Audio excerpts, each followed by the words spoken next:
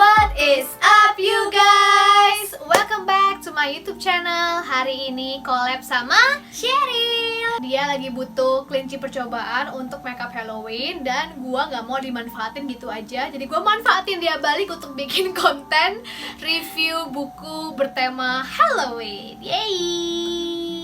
Jadi mumpung aku kemarin lagi gabut, terus pas lagi ada subscription di Gramedia Digital, iseng aja nyari buku yang bertema horor gitu ya.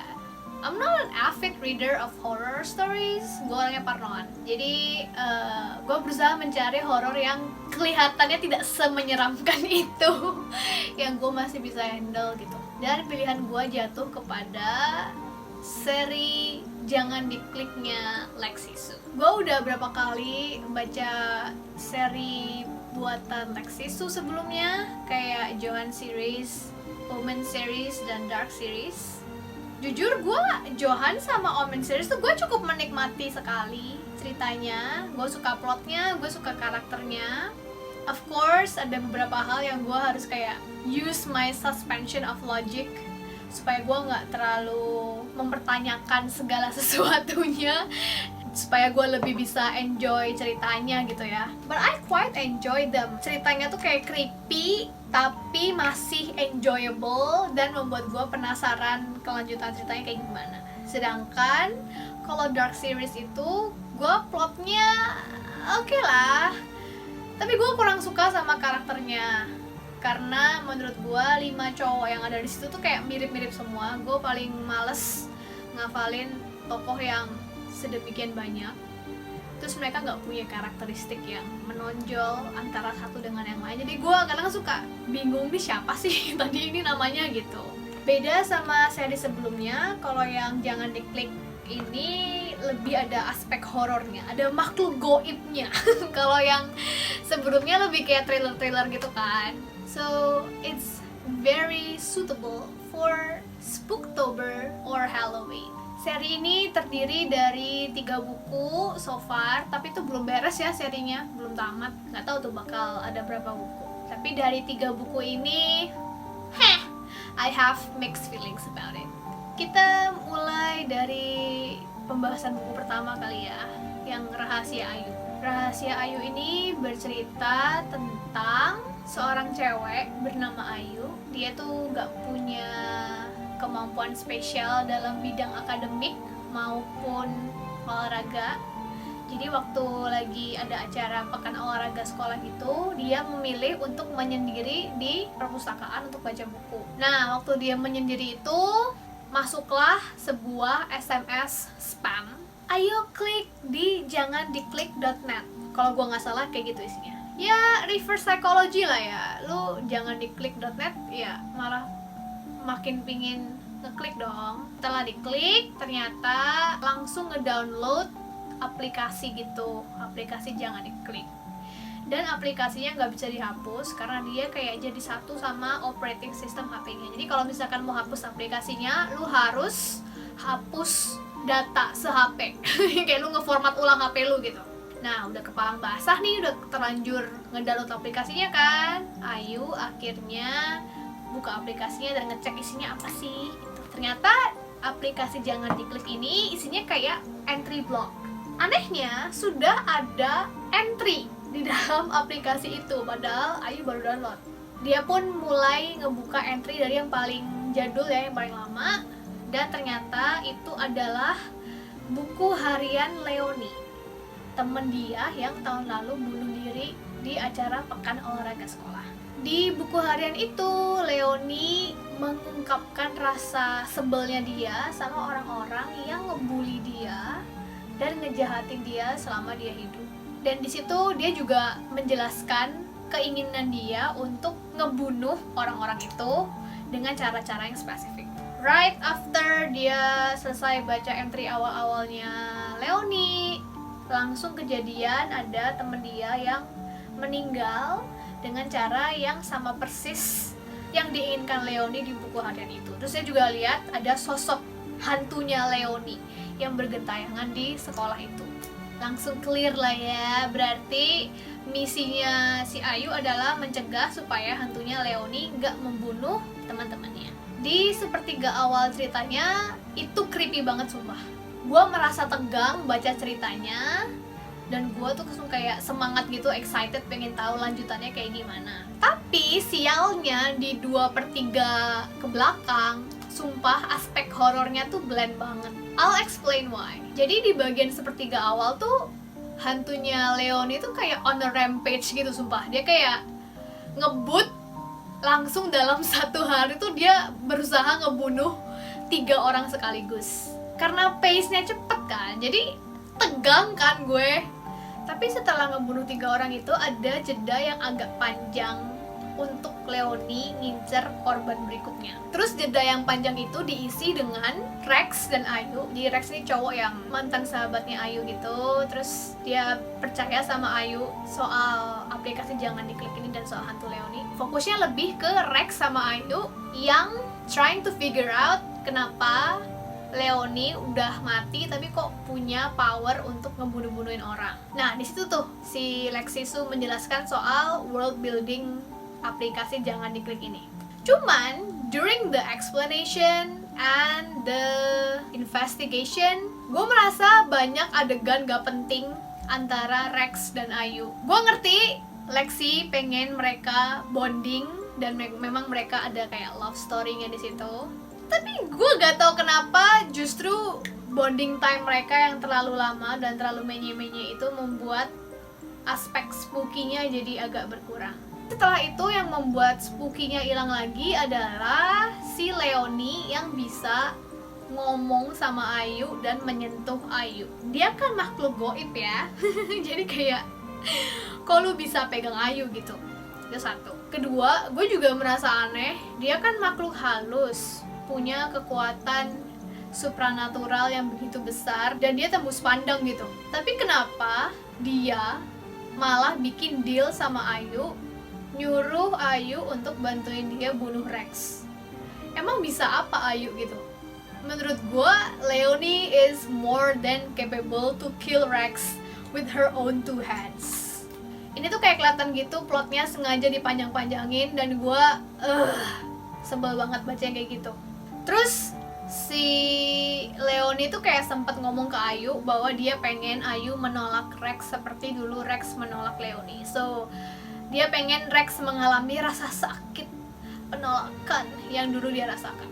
Cuma bagi gue tuh kayak gak make sense gitu loh. Daripada Ayu nolak Rex, sumpah gue yakin lebih sakit Rex ngelihat Ayu mati, ya gak sih? Jadi gue gak ngerti kenapa detik itu, di saat-saat kesempatan emas Leoni bisa langsung bunuh Ayu detik itu juga, Leoni malah bikin negosiasi tolol kayak gitu. Dan setelah itu Leoni intinya tetap memburu, menghantui, mencelakai, membunuh teman-teman Ayu dan Rex yang lain. Dan disinilah kekesalan gue makin memuncak. Waktu mereka mengadakan investigasi soal aplikasi itu, intinya dijelaskan bahwa mereka harus berusaha menenangkan jiwanya Leoni dengan cara mencari barang yang berharga untuk Leoni, seperti kalung dan gelang yang sempet Rex kasih buat Leoni. Terus Rex ide daripada kalung sama gelang, bukannya lebih efektif ya kalau kita hancurin aja aplikasinya. Jadi mereka ngerusak HP-nya Ayu supaya aplikasinya ke-delete. Habis itu hantunya Leoni pergi. Tapi Ayu bilang, tunggu, gua kan belum beres baca semua entry buku hariannya si Leoni. Sampai situ make sense. Oke, kalau mereka udah keburu ngancurin HP-nya tapi mereka belum baca semua entry buku hariannya Leoni, kan berabe ya sis. Cuman yang gua nggak paham adalah, lu udah tahu ngancurin HP lu, ngancurin aplikasi itu is a pretty good idea, tapi malam itu setelah mereka menyudahi investigasi, Ayu tuh nggak binge reading the entire Leoni's diary gitu loh. Ini menurut gua nggak make sense karena si Ayu ini dijelaskan sebagai karakter yang hobi baca buku. Sebagai penyuka buku, Gua bisa banget cuy binge reading 400 halaman novel dalam satu malam. Apa susahnya sih nge-binge read isi buku harian si Leonie yang cuman 66 hari ini?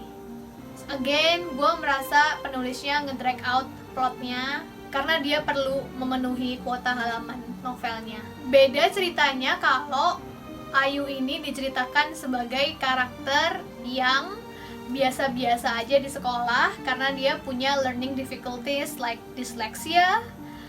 That makes more sense kenapa dia nggak bisa binge reading the entire Leonie's Diary that night. Dan gara-gara kesalahan Ayu itulah dia terlambat menyadari bahwa dia juga punya salah ke Leonie. Dan Leonie memang berniat untuk membunuh Ayu juga karena bagi dia Ayu tuh kayak the last force yang bikin dia memutuskan untuk bunuh diri. Gua nggak mau ceritain apa kesalahan Ayu, cause that's like the big plot twist there. At the end of the story, ternyata cara paling efektif untuk melenyapkan Leonie adalah dengan menghancurkan HP-nya Ayu, which made me even more pissed. Karena sumpah, kalau aja Ayu nyelesain bacaan dia malam itu dan dia langsung ngancurin HP-nya, none of the shit happening the next day would happen. Kayak si Farrell gak akan kebakar, si Levan gak akan jatuh dan patah kaki, terus si tukang bulinya gak harus potong kakinya.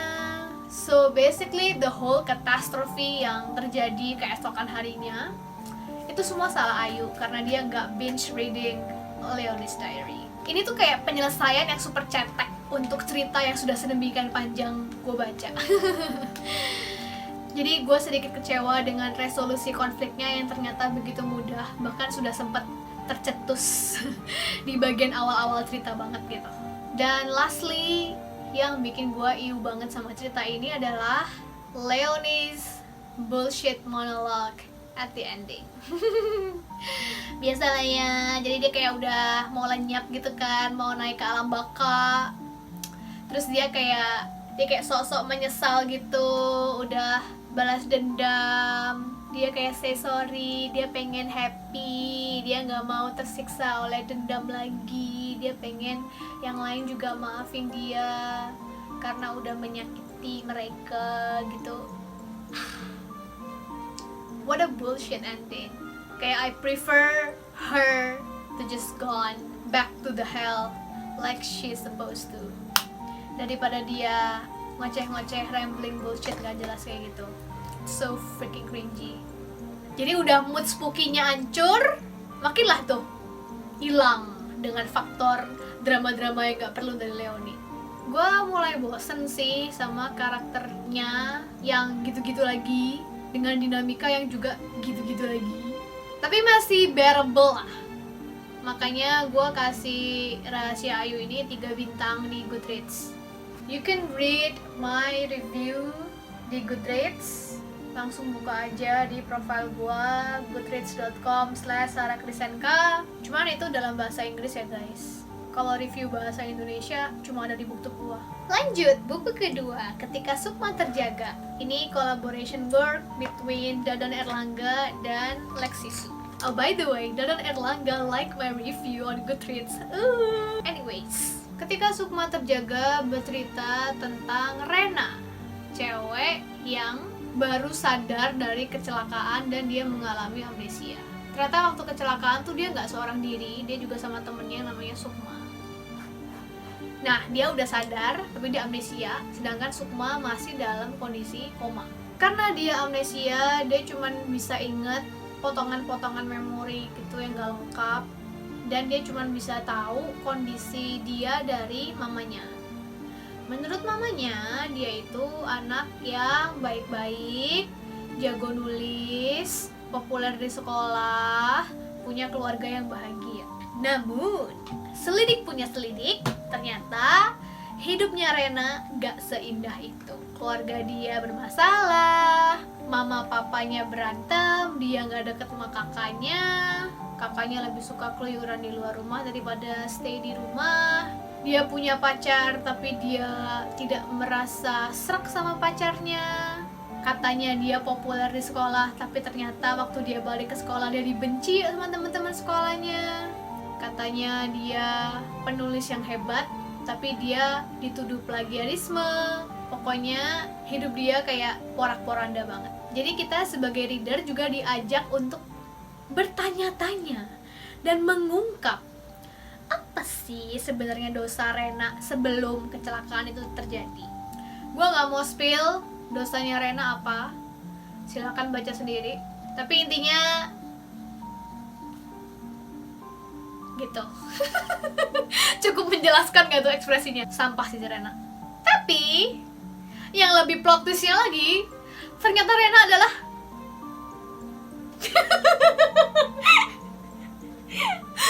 annoying gak tuh? Tetap gak mau spoiler. Tapi gue jauh lebih suka cerita yang ini daripada yang buku pertama.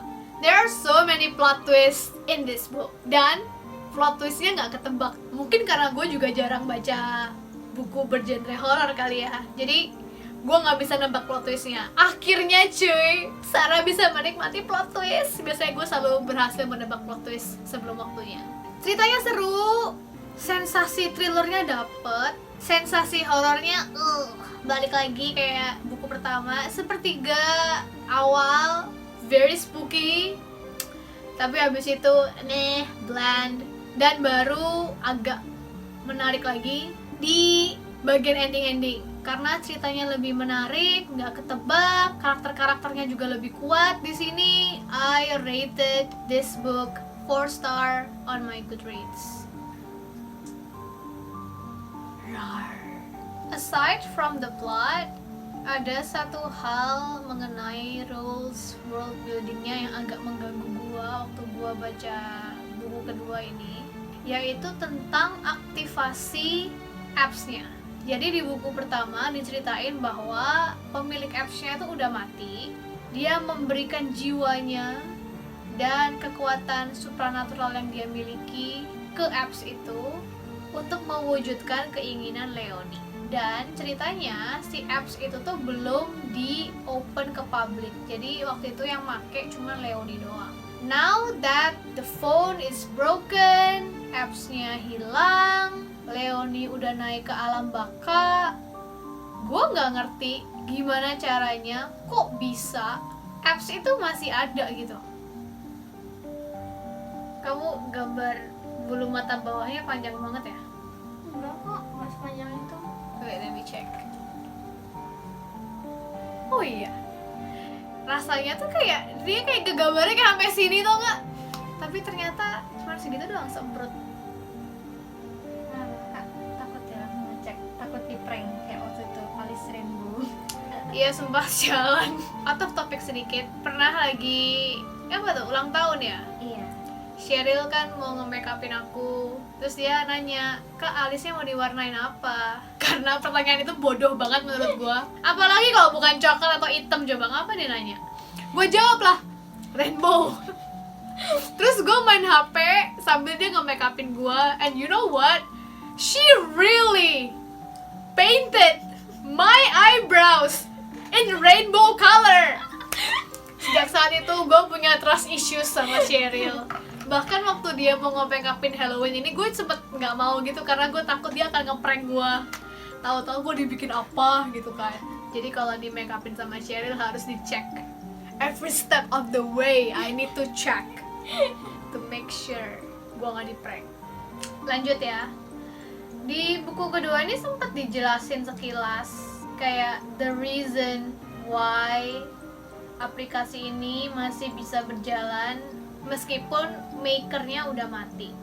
Intinya kekuatan supranatural makernya itu masih nyisa di aplikasinya dan sekarang menjadi medium bagi roh-roh jahat untuk mencari orang-orang yang mudah depresi, kesulitan, punya dendam gitu-gitu untuk membalaskan dendam mereka ke orang-orang di sekitar mereka.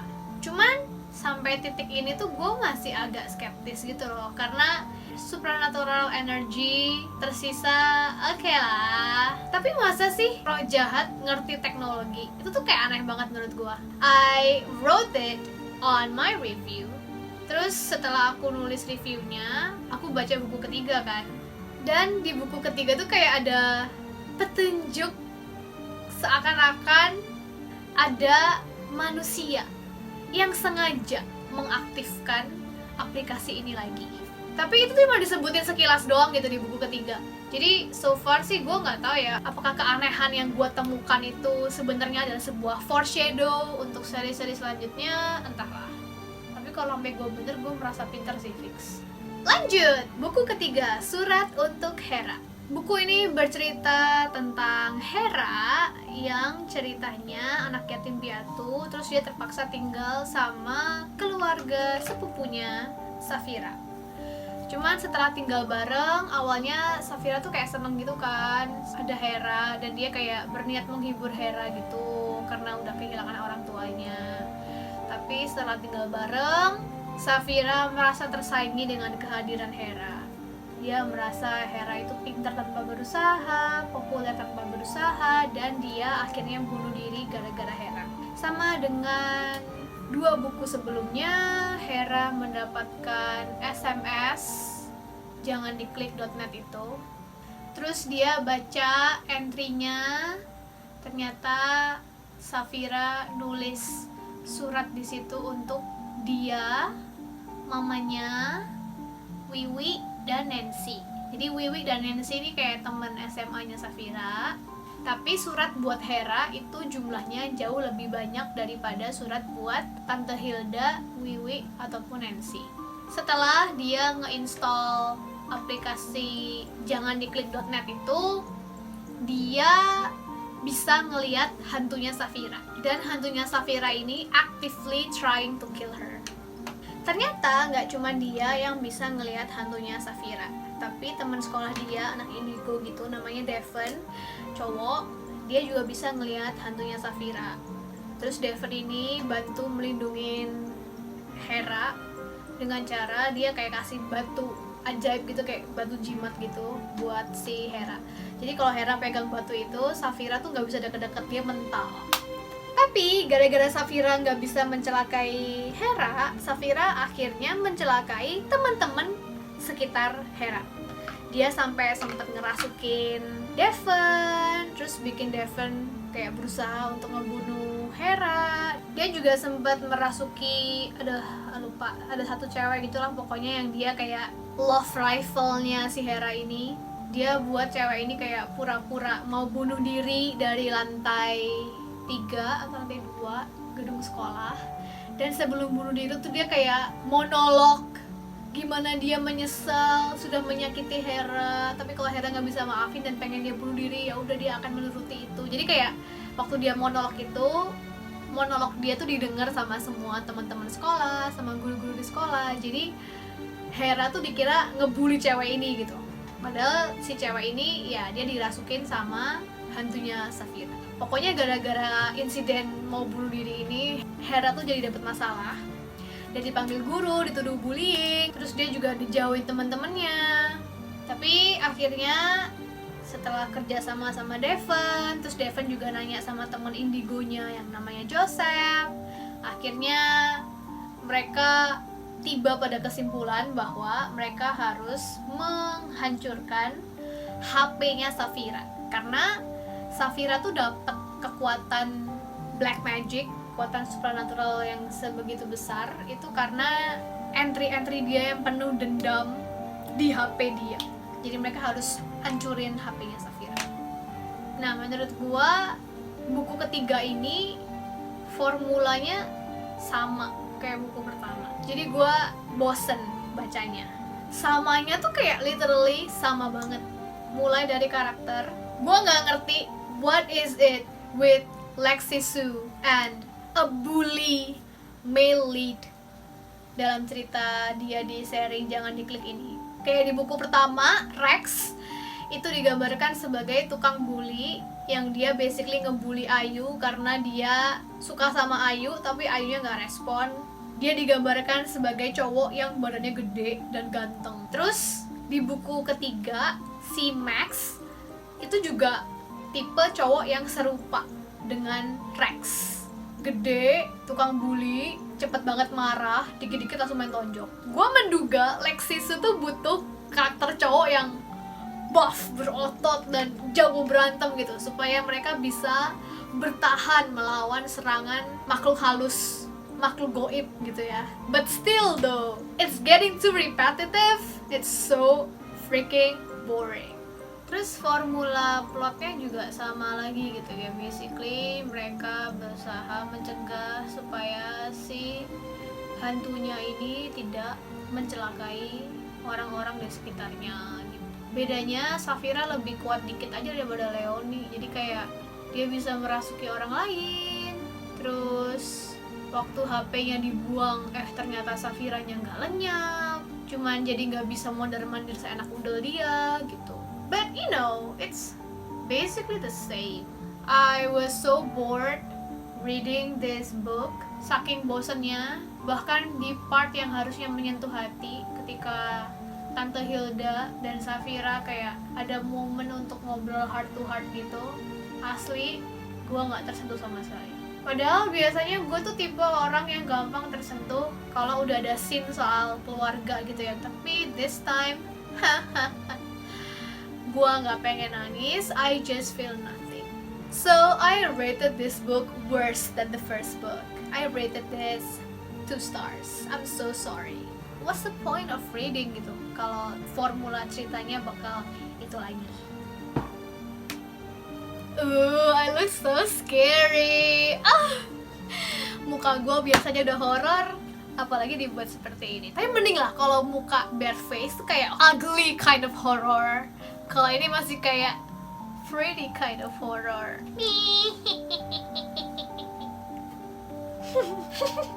Gue nggak tahu apakah gue akan mau lanjut baca seri yang jangan diklik ini. Kayaknya enggak deh. I don't know why. It's pretty boring for me. Nggak se-spooky yang gue harapkan. Kayak serba salah ya. Kalau terlalu spooky, gue takut, gue parno. Tapi kalau nggak spooky, gue protes. Memang BM. Unless temen gue ada yang baca kelanjutannya dan bisa meyakinkan gue bahwa cerita selanjutnya beda dengan buku pertama dan buku ketiga, then maybe I want to continue reading it. Tapi kalau nggak sih, kayaknya gue akan drop seri ini dan just move on with my life. I'm trying to make my hair as weird as possible and see if I can still get away with it. Blackpink. Swatepit. Tidak, ini Halloween bukan Christmas. Pergi kamu Swatepit. Pergi kamu Blackpink.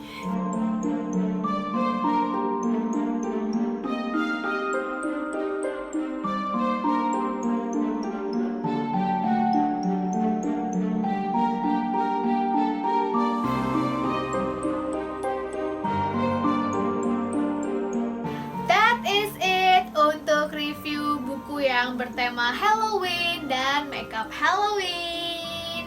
Terima kasih Cheryl karena sudah membuat saya pretty horror instead of ugly horror. You're welcome. Go like, share, subscribe, dan nyalakan tombol lonceng notifikasi kalau kalian suka sama konten-konten beginian. I'll see you guys next time. Bye bye.